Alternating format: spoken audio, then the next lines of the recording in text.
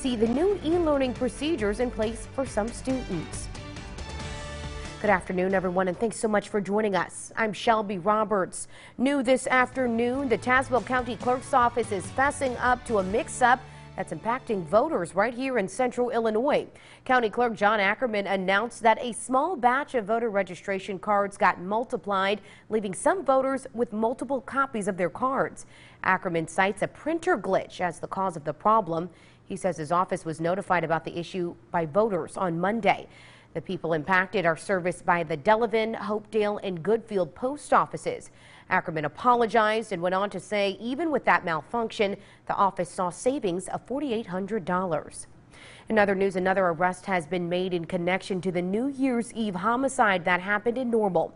Yesterday, police arrested 19-year-old DeJuan Griffin from Bloomington for first-degree murder. Back on Friday, 18-year-old Garrett Alfield was also taken into custody as the investigation is underway. On New Year's Eve, 17-year-old Tariq Houston was shot and killed after a brawl on the corner of Putnam Avenue and Parkside Road. Griffin is the second person that's been arrested in connection to that shooting, and Alfield was arrested for allegedly firing rounds into the air during the brawl, but police did not say if his gunshots were the ones that ultimately killed Houston. A Bloomington man is in jail this afternoon after police say he tried to rob a hotel. Police say this man, 40-year-old Jared Williams, entered a hotel on IAA Drive Tuesday night.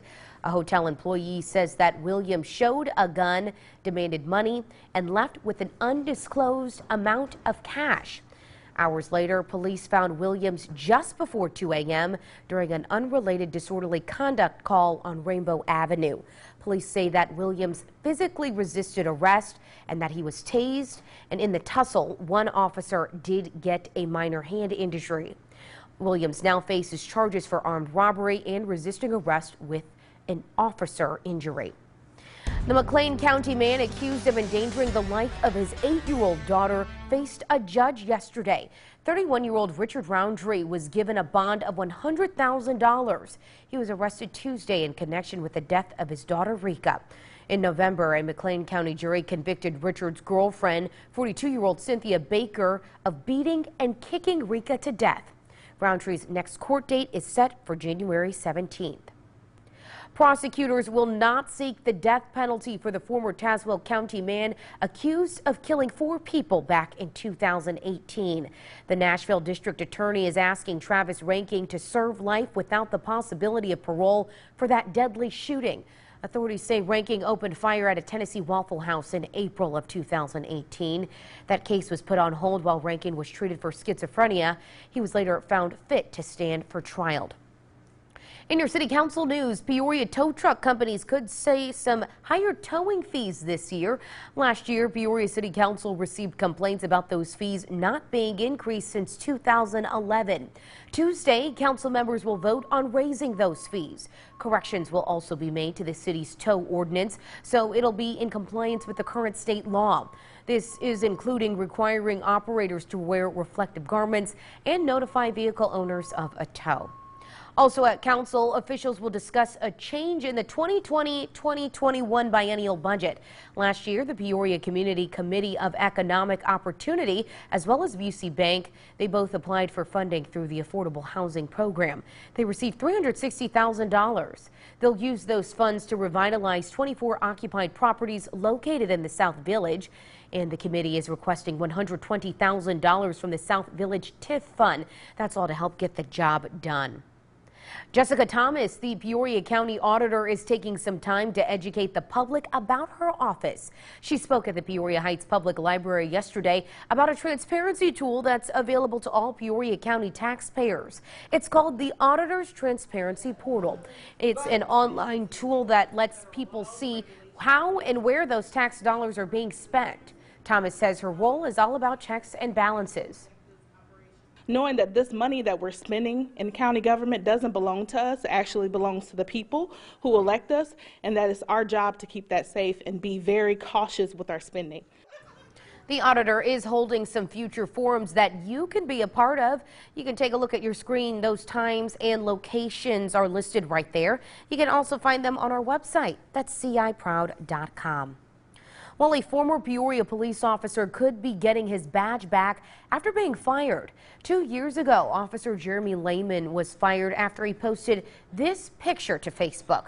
In the picture, you can see a man wearing a t-shirt, and on it says Police BDRT. That stands for Baby Daddy Removal Team.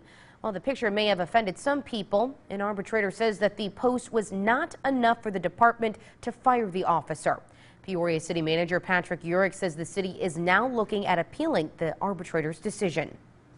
In Bloomington, the District 87 School Board met last night to brainstorm some procedures when classes are canceled for winter weather. Schools across central Illinois are implementing what's now known as e-learning days. This means that students will complete the day's schoolwork online from home when school is canceled due to the weather. Under the new District 87 plan, middle and high school teachers will provide lessons that students can complete at home using school-provided laptops. That's when class is canceled. For pre-K and elementary students, teachers will create lessons before an e-learning day, and then they'll send worksheets home with students. The superintendent says the district should be ready for an e-learning day by next month. More marijuana businesses could soon be able to open up shop in rural McLean County, but entrepreneurs may have to jump through some hoops before they can open up a dispensary. The McLean County Zoning Board just approved an ordinance stating that any marijuana business will have to go through a multi-step approval process to be cleared to sell or to grow. We wanted to have some reasonable regulations for cannabis facilities if somebody wants to build one here. Ultimately, they ended up being special uses or involving public hearings for each of the cannabis uses that would be established in the county. The county board will have the final say on January 21st. Well, after several recent deaths, law enforcement officials are warning people about the dangers of the drug fentanyl. It's a synthetic opioid that's 100 times stronger than morphine. McLean County Coroner Kathleen Yoder says 2 people died this week from fentanyl overdoses. In Peoria, AMT Josh Bradshaw says that they're not seeing many cases, though. The Bloomington Police Department and the McLean County Coroner's Office say that the drug dealers often mix fentanyl with cocaine or heroin. Consuming drugs laced with fentanyl can be deadly because users don't realize how strong the drug really is. We would hope that we're not seeing it because of harm reduction measures that are already in place in our community.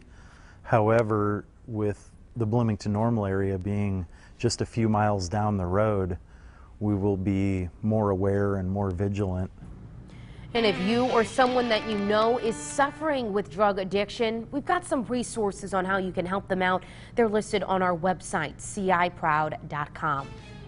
Coming up, a new place to do some cyber shooting and grab some good grub. I'm taking a first look in this week's Open for Business.